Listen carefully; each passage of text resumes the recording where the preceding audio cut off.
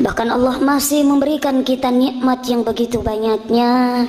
Nikmat yang terbesar adalah nikmat kita bisa dekat dengan Allah. Nikmat yang terbesar yang Allah berikan kepada kita adalah tentunya nikmat iman dan nikmat Islam. Mudah-mudahan kenikmatan tersebut bisa kita pegang, bisa kita dapat sampai ajal datang kepada kita. Amin, amin ya rabbal alamin. Dan ketika ajal datang kepada kita, kita masih mendapatkan nikmat iman dan Islam tersebut, tentulah kita termasuk orang-orang yang meninggal dalam keadaan husnul khatimah. Amin, amin ya rabbal. Salawat dan salam tak lupa kita curahkan kepada baginda Rasulullah sallallahu alaihi wasallam. Seraya kita sama-sama bersalawat, Allahumma salli ala Sayyidina Muhammad wa ala ali Sayyidina Muhammad. Ibu bapak hadirin hadirat rahimakumullah, tidak terasa kita sudah masuk bulan Rabiul Awal. Kalau bahasa Bugisnya bulan apa? Mulut apa? Ya, Maulud. Maulid. Di Jawa juga kalau bulan itu bulan mulut. Nah, kalau di sini bulan mulut, bulan Maulid, orang sudah disibukkan dengan apa? Sokok, telok, dan sebagainya. Masya Allah, kenapa? Karena kita bersemangat.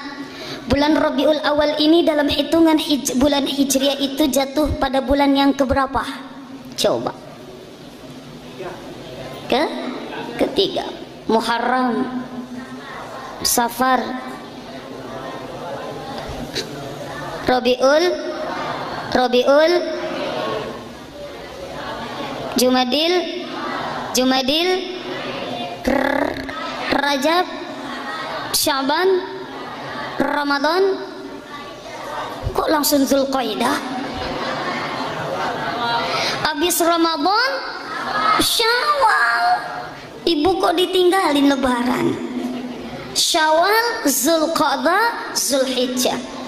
Rabiul Awal jatuh pada bulan yang ketiga. Rabiul Awal itu artinya kalau bahasa Indonesia ini adalah musim bunga. Musim bunga, kenapa? Di situ Allah memilih di bulan yang musim bunga. Kita artikan Rabiul Awal itu ada satu peristiwa yang akan merubah wajah dunia dengan kelahiran seorang manusia yang sudah dipersiapkan oleh Allah, yang sudah diplanning, direncanakan oleh Allah, sudah disetting, dibuat oleh Allah sedemikian rupa yang akan menjadi manusia yang akan menjadi manusia yang paling mulia di antara manusia-manusia yang lain, bahkan melebihi para malaikat. Tak lain dan tak bukan adalah Nabi tercinta kita, yaitu Nabi Muhammad sallallahu alaihi wasallam. Bapak Ibu hadirin hadirat rahimakumullah, perlu kita ketahui bahwa di dalam hadis banyak menyebutkan bahwa Nabi itu banyak. Ada satu hadis yang mengatakan jumlahnya Nabi itu kurang lebih 124.000 Nabi. Lalu disaring lagi yang 124.000 manusia-manusia yang dipilih oleh Allah menjadi nabi. Seorang manusia yang diberikan risalah tapi tidak diberikan kewajiban untuk menyebarkan risalahnya kepada umatnya. Ini nabi. 124 disaring lagi menjadi berapa? Menjadi 25 rasul. Nah, beda nabi dan rasul. Kalau Nabi tadi tidak ada kewajiban untuk menyebarkan kepada umatnya, kalau Rasul diberikan risalah dan ada kewajiban untuk menyebarkan kepada umatnya. Inilah yang wajib kita ketahui dari dimulai Nabi Adam, diakhiri dengan Nabi Muhammad sallallahu alaihi wasallam. Makana Muhammadun aba ahadim min rijalikum walakin Rasulullah wa khataman nabiyyin. Muhammad itu bukanlah bapak dari kalian semua. Apalagi Nabi Muhammad putranya itu tidak ada yang hidup sampai, jangankan anak-anak, jangankan remaja, jangankan tua, remaja juga tidak. Bayi meninggal. Ini anak laki-lakinya. kecuali anak perempuannya. Jadi bukan bapak dari kalian semua, walakin Rasulullah, tetapi dia adalah utusan Allah, delegasinya Allah yang menjadi perantara kita dengan Allah.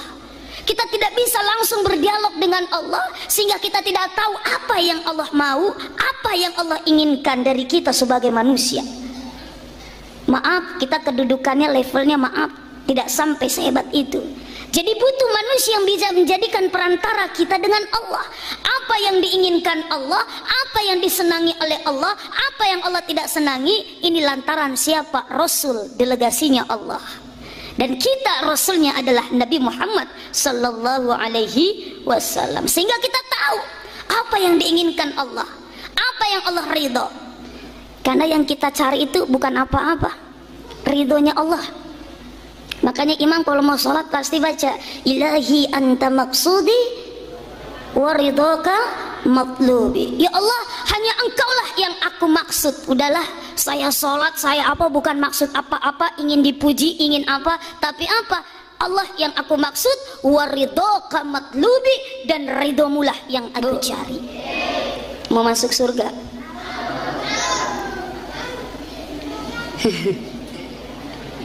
Mau cepat atau lambat?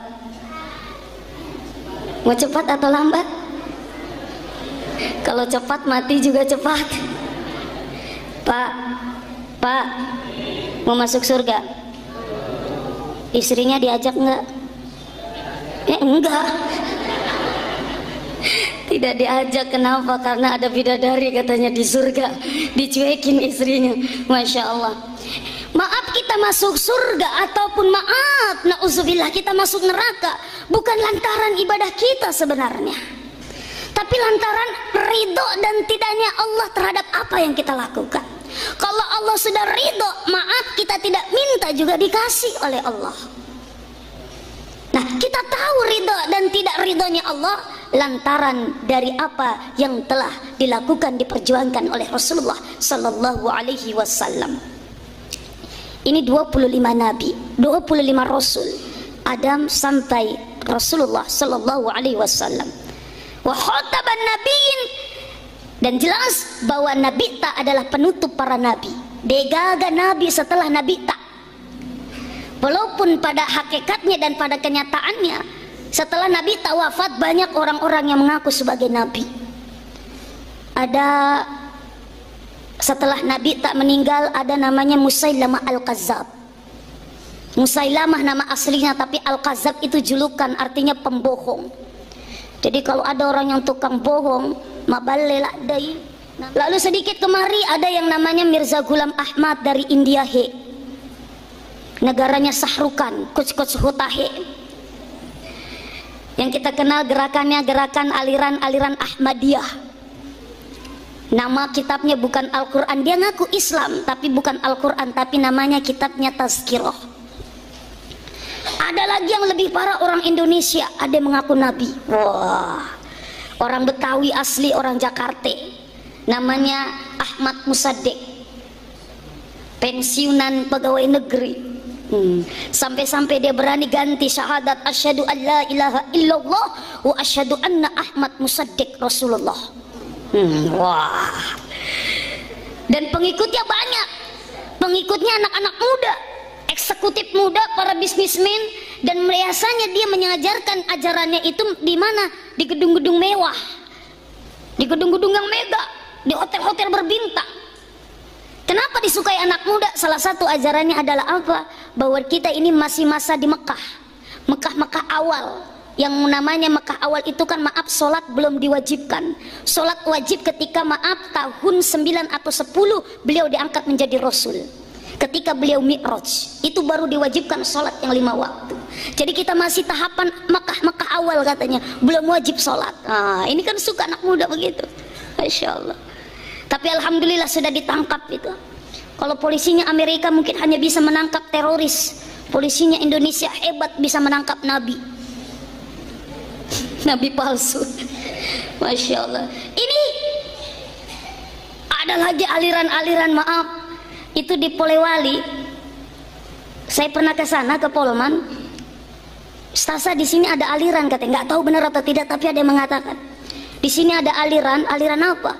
Kalau orang sholat, orang sembahyang, kalau menurut dia itu maaf tidak pakai pakaian.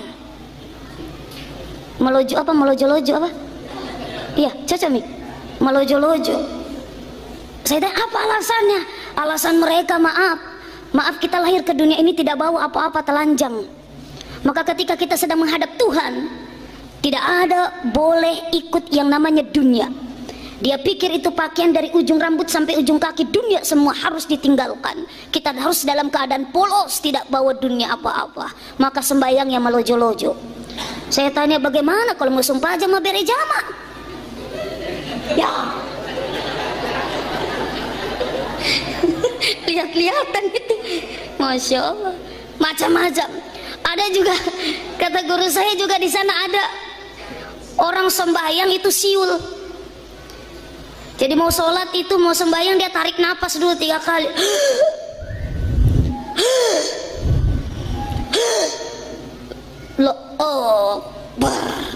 Baru siul. Allah baca doa iftitahnya. Ya Allah, saya bilang itu kata guru saya, bagaimana kalau yang tidak punya bibir, tidak bisa bersiul? Ada lagi sholatnya setiap hari Senin aja madep laut. Katanya sholatnya Nabi Khidir alaihissalam, masya Allah. Nah ini jelas aliran-aliran sudah bertentangan dengan apa yang dibawa oleh risalahnya oleh Nabi Ta. Wa khataman nabiyyin, penutup para nabi. Nah dari 25 nabi atau rasul, dari Adam sampai Nabi Muhammad sallallahu alaihi wasallam disaring lagi. Kalau ikut pemilihan lomba kontes KDI itu kan ada saringan tuh, lomba apapun disaring lagi jadi 5 rasul yang mengungguli rasul-rasul yang lain. Dan ini pun di ranking kelima Nabi Nuh alaihi salam, ranking keempat Nabi Musa alaihi salam, ranking ketiga Nabi Isa alaihi salam, ranking kedua Nabi Ibrahim alaihi salam, ranking pertama siapa? Bukan Muhammad, Nabi Muhammad sallallahu alaihi wasallam.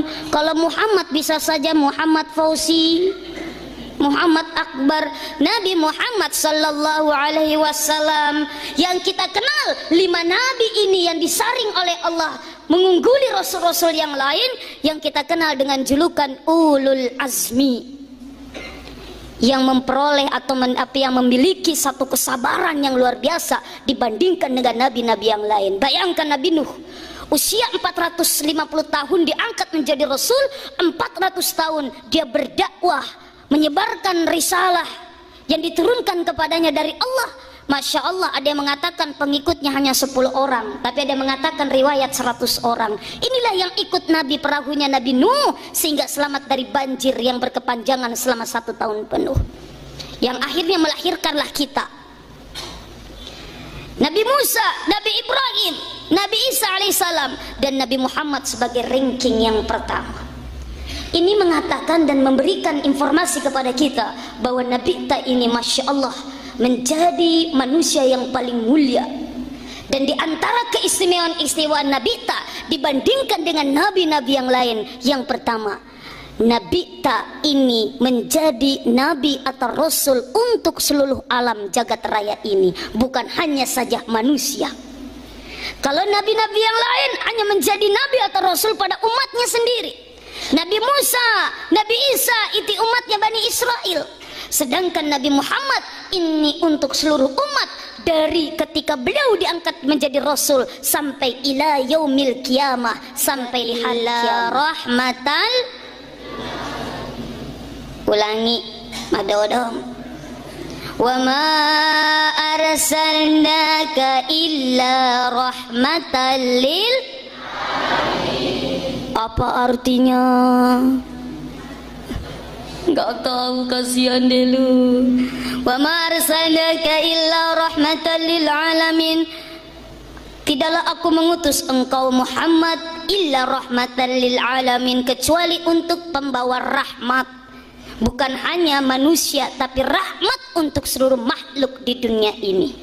para hewan, para jin, para manusia, dan bahkan para malaikat pun bisa mendapatkan rahmat dari Nabi Muhammad sallallahu alaihi wasallam. Salah satu rahmat yang terbesar adalah apa? Rahmat membawa kita dari zaman yang kita kenal dengan zaman jahiliyah menuju zaman yang terang benderang, minaz zulumati ilan nur. Kenapa dikatakan jahiliyah? Bodoh. Bang, kalau bahasa sidrapnya bango apa? Bango apa? Bodoh. Mereka menyembah, dijadikan Tuhan adalah makhluk. Dia menyembah berhala. Sebelum Nabi tak menghancurkan atau Fathul Mekah, di seluruh Ka'bah itu ada 360 berhala mengelilingi Ka'bah. Berhala yang paling besar adalah namanya berhala Hubal. Ada Latta, ada Udda, ada Manat. Ini kalau orang kaya di rumah masing-masing itu bikin berhalanya, maaf, dari emas, banyak uangnya, tahu sogi. Sedikit miskin lagi dari perak, sedikit lagi ada yang dari kayu, sedikit lagi di bawah lagi dari batu.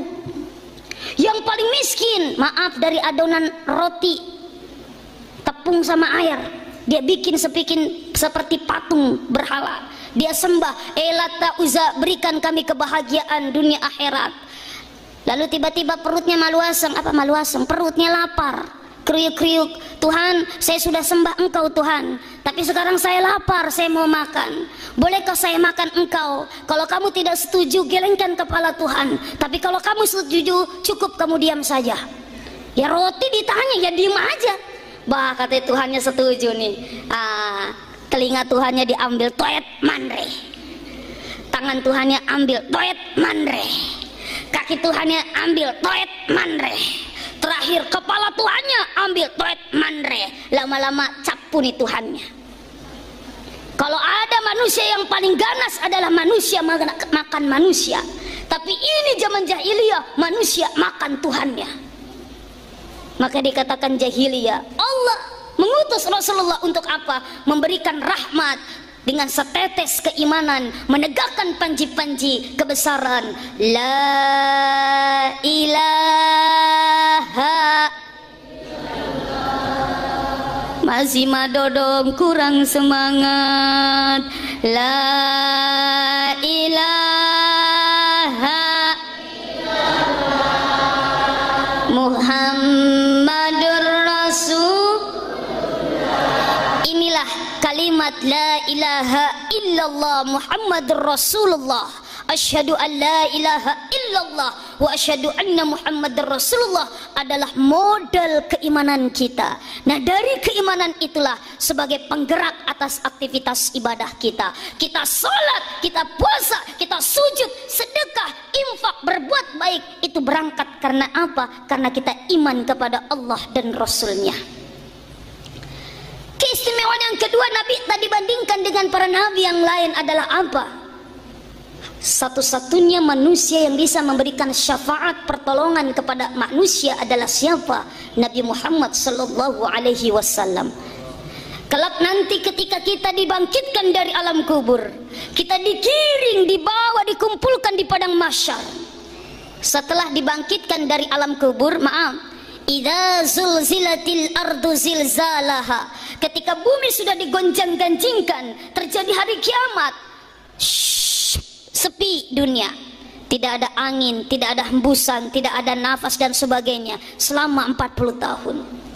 40 tahun kemudian, lalu apa? Allah membangkitkan kita dari tempat tidur kita, yaitu alam kubur kita.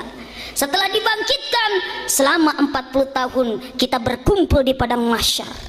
Menurut hadis Abi Hurairah, disitulah para umat, para nabi datang kepada nabinya masing-masing. Nuh, berikan saya syafaat, berikan kami pertolongan, karena kami sudah mengimani, kami sudah melakukan segala apa yang kau perintahkan. Nuh, apa jawaban Nabi Nuh? Maaf, saya tidak layak memberikan syafaat, saya tidak pantas memberikan pertolongan. Pergi kalian kepada Muhammad.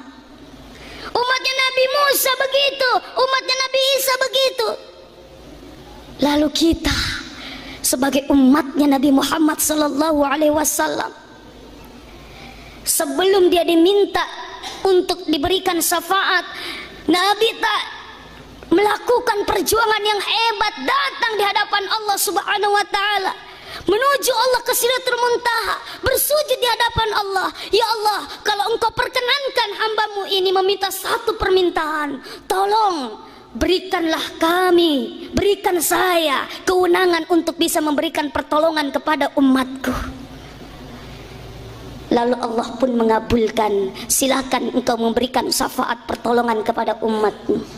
Dan salah satu jalan tercepat, salah satu kartu identitas kita agar kita cepat mendapatkan syafaat dari Nabi kita adalah kita membaca doa. Apa doanya? Rasulullah membocorkan doa yang kita baca setiap habis azan. Allahumma rabba hadi da'wati tammah wassalatil ati sayyidina Muhammadanil wasilata wal fadilah wasyarafa wat darajatal aliyah. Terus wa ba'asu maqaman mahmuda. Pokoknya begitu lah. Innaka la tuhliful mi'ad. Ini bocoran doa, makanya kenapa di waktu bainal azan wal qomat, antara azan dan qomat itu adalah salah satu waktu yang sangat makbul, mustajab ketika kita berdoa. Dan salah satu doa yang bisa mendapatkan kita identitas menjadi umat Rasulullah yang berikan syafaat adalah doa tadi setelah azan. Dan cara yang kedua adalah apa? Sering kita membaca sholawat. Ya Nabi salam, ya Rasul salam alaika, ya Habib salam alaika, salawat asyraqal badru alaina fahtafat minhul misla husnik ma ra'aina qattu ya wajah sururi. Allah ya Nabi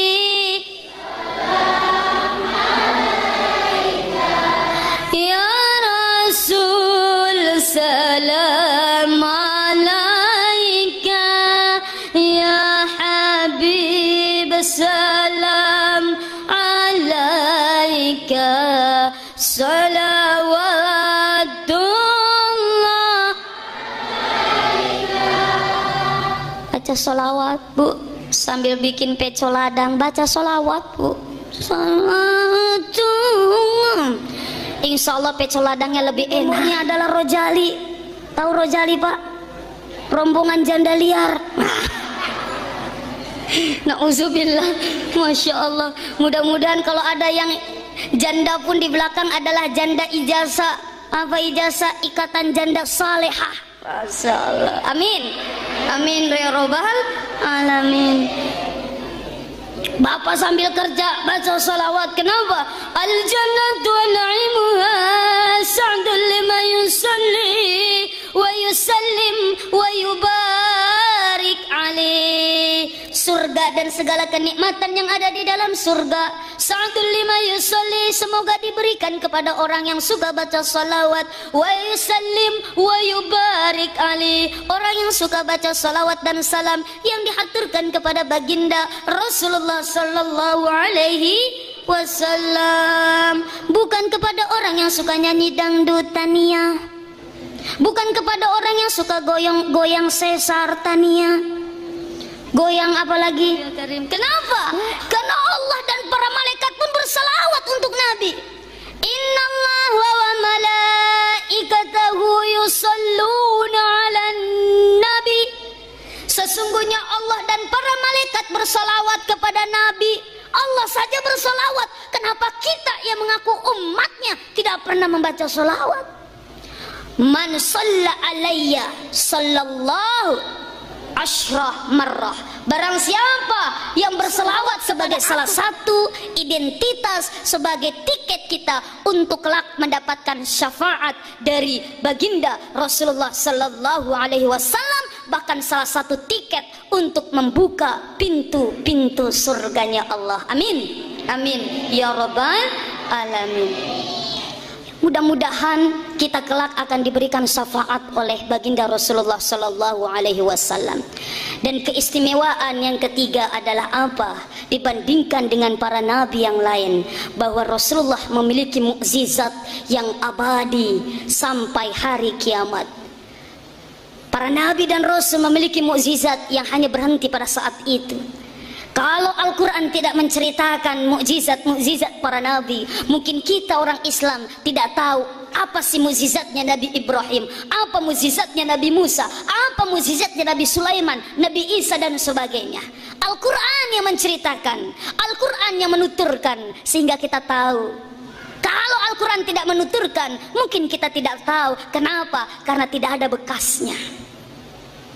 Tapi mukjizatnya Nabi Muhammad sallallahu alaihi wasallam akan terus ada sampai apa? Sampai nanti di hari kiamat. Apa Al-Quran yang maha hebat tersebut? Adalah Al-Quranul Karim, yaitu Al-Quranul Karim. Maka dari itu, kalau kita ingin dekat dengan Allah dan Rasulnya, maka pakailah mukjizat tersebut untuk menjadi sarana kita dekat dengan Allah dan Rasulullah sallallahu alaihi wasallam. Hobilah kita membaca Al-Quran. Kalau kita ingin apa-apa, dekati Allah dengan membaca Al-Quran selain sholat. Allahumma arhamna bil Quran waj'alhu lana imama wa hudan wa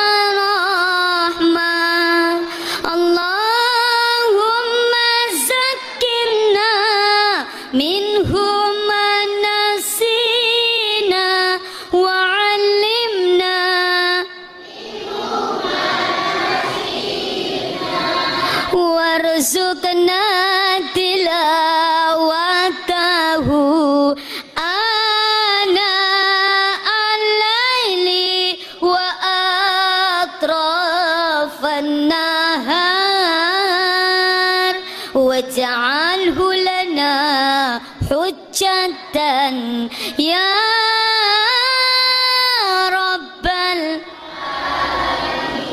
Allahumma arhamna bil Quran. Ya Allah, kami butuh kasih sayangmu ya Allah, tapi berikan kasih sayangmu lantaran bacaan Al-Quran.